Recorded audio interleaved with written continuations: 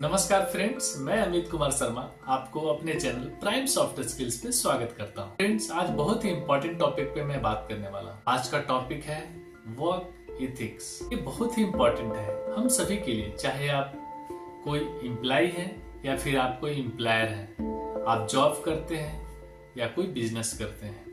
दोस्तों, सभी के लिए इम्पोर्टेंट है, तो आज मैं इसी टॉपिक के बारे में बात करूंगा। फ्रेंड्स, सबसे पहले हम बात करते हैं वर्क एथिक्स होता क्या है और ये क्यों महत्वपूर्ण है। एम्प्लॉय को क्या क्या पालन करना चाहिए, एम्प्लॉयर को क्या पालन करना चाहिए। Friends, work ethics employ and employer के बीच संबंधों को भी बढ़ावा देती है। आइए कुछ एग्जांपल्स की मदद से जानें कि वर्क एथिक्स होता क्या है और इसका महत्व क्या है। जहाँ पे भी हम काम करते हैं वहाँ पे पॉजिटिव और प्रोडक्टिव वातावरण बनाना आमतौर पे वर्क एथिक्स के रूप में जाना जाता है। इसमें एम्प्लॉय के साथ उचित व्यवहार करना भी शामिल है, जो बदले में आपको बेहतर रिजल्ट प्राप्त करने में मदद करता है। एक काम पर बेहतर तरीके से फोकस कर सकते हैं, जिससे बेहतर बिजनेस रिजल्ट मिलते हैं। यदि आप अपनी कंपनी को आगे बढ़ते देखना चाहते हैं तो आपको वर्क प्लेस पर कल्चर को बढ़ाने के प्रयास करने होंगे। ऑफिस में बेहतर वर्क एथिक्स अपनाए जाने से एक एम्प्लॉय अपनी कंपनी के प्रति मोर कमिटेड और लॉयल बन जाता है। It also keep them motivated to contribute more to the organisation. इसके विपरीत,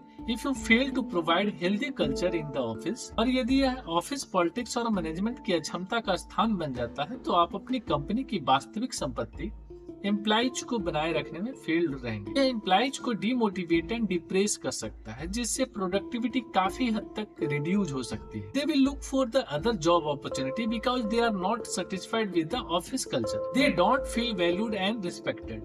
This is also true in the case of professional.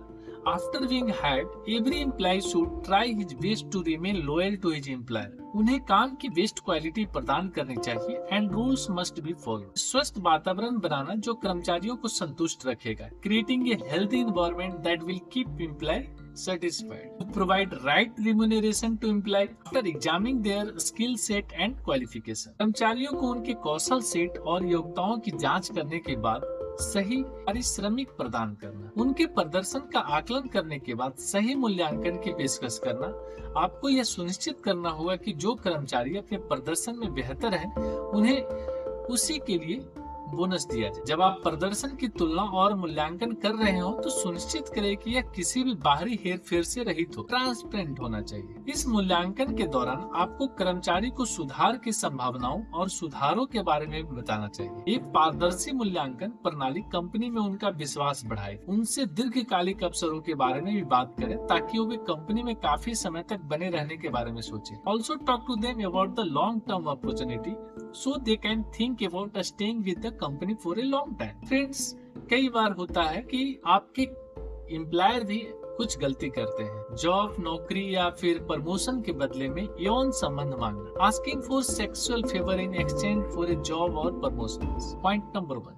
Point number 2, out late at night, unpaid overtime, verbal और physical harassment, nepotism, unfriendly work environment। यही कारण है कि कंपनियों के पास पूर्व निर्धारित नैतिक प्रथाएं होनी चाहिए, जिनका हर किसी को पालन करना होगा, चाहे कुछ भी हो। This is why company should have predefined ethical practice that everyone must follow no matter what. कुछ वर्क एथिक्स जिनका कर्मचारियों को पालन करना चाहिए। कंपनी के नियमों और विनियमों का पालन करें। Follow company rules and regulations, communicate effectively, develop professional relationship, take responsibility and be accountable. Loyalty. दूसरी ओर एक कुछ अनैतिक प्रथाएं हैं जिनसे जो एम्प्लॉय हैं उनको इससे बचना चाहिए, जैसे लाई, झूठ, taking credit for the hard work of others, दूसरों की मेहनत का श्रेय लेना, वर्बल और फिजिकल एब्यूज, मौखिक या शारीरिक शोषण, नॉन ऑफिस रिलेटेड वर्क, गैर कार्यालय संबंधी कार्य, थेफ्ट ऑफ ऑफिस सप्लाई, कार्यालय में जो सामग्री आती है इसकी चोरी करना, एक्सटेंडेड लीव और अनटाइमली लीव, सेक्सुअल हरासमेंट। तो ये सब जो चीजें हैं एम्प्लॉय को नहीं करना है ऑफिस। फ्रेंड्स,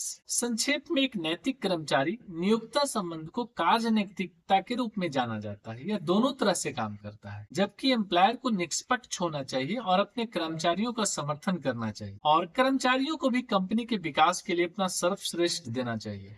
उन्हें ऐसे गुण प्रदर्शित करने चाहिए जिनसे कंपनी को लाभ हो और उससे अपने लक्ष्यों तक पहुंचने में मदद मिले।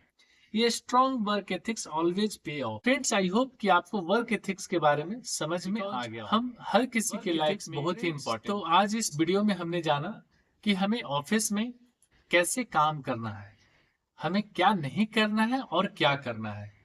वैसे ही जो एम्प्लॉयर क्या करना चाहिए और क्या नहीं करना चाहिए उसके बारे में फ्रेंड्स आशा करते हैं आपको ये इन्फॉर्मेशन अच्छी लगी। वीडियो पसंद आया हो तो हमारे चैनल को लाइक करें, शेयर करें एंड सब्सक्राइब। फिर मिलेंगे किसी नए वीडियो के साथ।